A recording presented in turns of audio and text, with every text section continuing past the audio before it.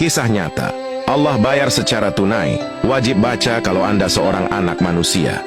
Satu hari saya pergi ke satu rumah panti jompo. Seorang sahabat meminta bantuan agar saya dapat menyalurkan bantuan kepada orang miskin. Saat sampai kendaraan kami di perkarangan panti jompo tersebut, tiba-tiba ada seorang ibu tua berlari dari asrama panti mendekati saya. Ye, anak aku datang, senangnya anak aku datang. Saya tak mengenal beliau siapa. Ibu itu memeluk saya, dia cium saya. Orang tua itu berkata, "Nak, kenapa tinggalkan ibu di sini, nak? Ibu mau pulang. Ibu rindu rumah kita." Saya waktu itu hampir tak bisa berkata-kata. Ya Allah, saya coba mengucapkan kata, "Bu." Saya pegang tangannya, saya lihat mukanya. Dia bilang, "Sampai hati, nak. Kau tak mengaku aku ni ibu kau." Bisa saya bayangkan bagaimana perasaan beliau begitu rindu pada anaknya. Saya coba berpura-pura seolah-olah saya anaknya. Saya berkata, "Bu, maafkan saya ya." Saya pegang tangannya, saya ajak duduk atas kursi, saya ambil roti dan saya suapkan ke mulutnya. Tak terasa menetes air mata di pipi. Mencoba bayangkan hati seorang ibu yang rindu kepada anaknya. Bila kita anaknya, mengambilkan sepotong roti, kita suapkan ke mulutnya. Bagaimana perasaan beliau? Bagaimana perasaan kita?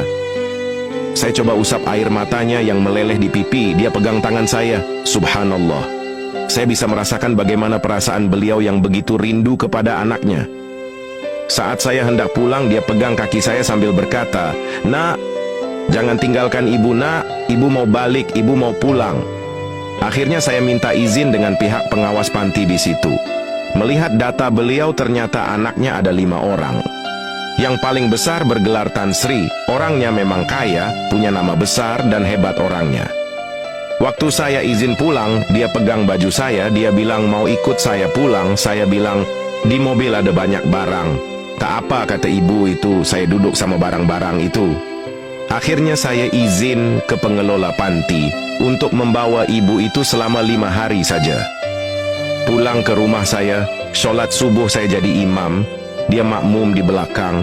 Saya baca doa, saya tengok air mata beliau jatuh. Selesai doa, saya salami beliau, saya cium tangannya, saya bilang, "Bu, maafkan saya ya.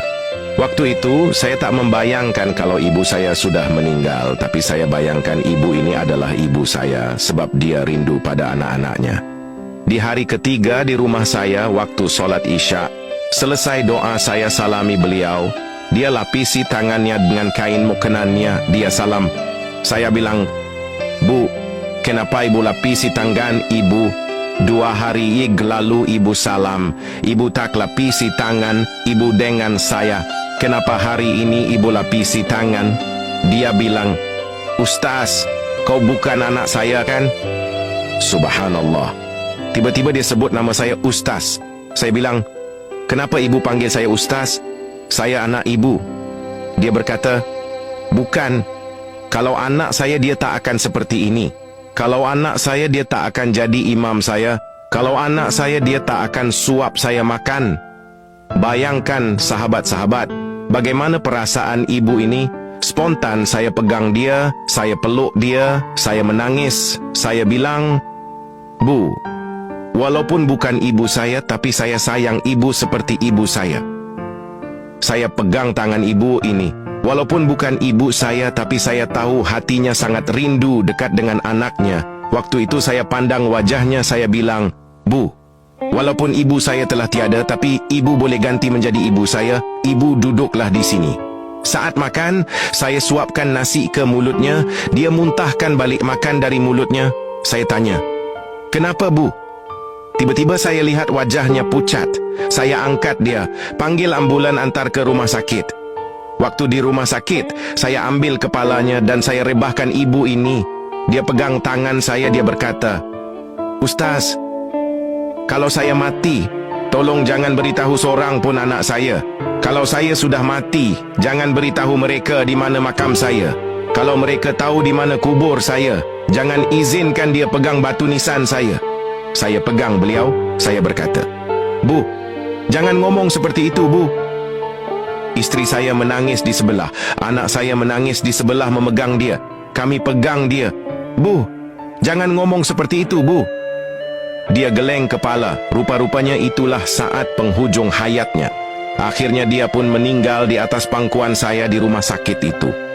Dia meninggal dalam pelukan saya. Saya doakan Ibu Hajah Khalijah ini ruhnya mudah-mudahan bersama salafus soleh.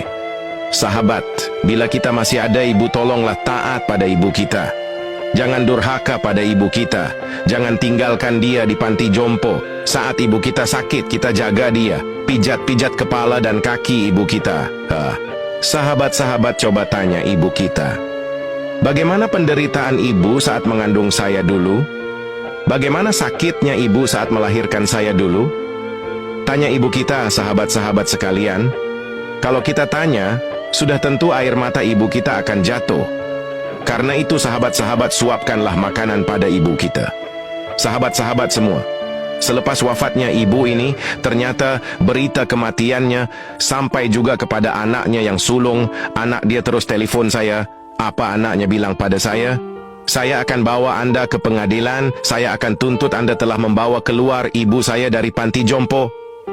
3 tahun dia titipkan ibunya di panti. Dia tak pergi lihat. Sebab itu ibunya rindu. Hingga ibu itu tak bisa membedakan saya dengan anaknya. Akhirnya saya tunggu. Tunggu punya tunggu, tidak ada kabar hampir setahun lebih. Saya pergi ceramah di masjid di daerah Pecinaan. Selesai saya ceramah, datang seorang lelaki memeluk saya. Menangis dalam masjid. Orang dalam masjid heran. Ada apa ini? Saya tanya pada dia. Pak, ada apa ini? Ada masalah apa? Dia berkata dalam keadaan menangis. Ustaz, tolong kasih tahu di mana makam ibu saya, Ustaz. Tolong kasih tahu di mana kubur ibu saya. Saya bilang, kenapa hari ini baru tanya kubur ibu kamu? Dia bilang, tolonglah Ustaz, saya mau jumpa ibu saya, Ustaz. Sayalah orang yang bergelar Tan Sri yang mau menuntut Ustaz saat itu. Saya sekarang ini sudah bangkrut, Ustaz. Istri saya mati kecelakaan. Rumah disita bank. Mobil mewah saya semua dah disita bank. Tinggal satu saja, motor tua itu. Saya berkata, saya bisa tunjukkan makam ibu kamu. Tapi dengan satu syarat, kamu jangan pegang batu nisan ibu kamu. Sampai di pemakaman, tak sempat saya turun dari mobil. Dia turun duluan. Saya lihat di depan mata saya sendiri. Dia jatuh tersungkur, tangannya menjadi hitam. Mulutnya tertarik sebelah yang tadi awalnya tangan dan mulutnya baik-baik saja. Sambil memanggil-manggil, Ibu, Ibu, Ibu. Tiba-tiba saya angkat dia tak jauh dari makam ibunya. Belum sampai ke kubur ibunya, dia dah hembuskan nafas terakhir di samping makam ibunya. Allahu Akbar. Rakhir mengucap panjang saya. Allah Subhanahu wa ta'ala tunjukkan kepada saya di kehidupan ini balasan anak yang durhaka pada ibu dan ayahnya. Semoga kisah ini menjadi pelajaran di luar sana. Ambillah iktibar dari kisah di atas. Dan apabila mata ibumu sudah tertutup, maka hilanglah satu keberkatan di sisi Allah, yaitu doa seorang ibu. Silahkan di-share. Ya, semoga yang share dan subscribe channel Cerita Productions ini ditambahkan rezekinya oleh Allah Subhanahu wa ta'ala dan diangkat penyakitnya. Semoga yang berkomentar, amin, dijauhkan dari segala penyakit, diberi sehat walafiat, rezekinya melimpah ruah, dan keluarganya bahagia, dan bisa masuk surga melalui pintu mana saja. Amin ya Rabbal Alamin.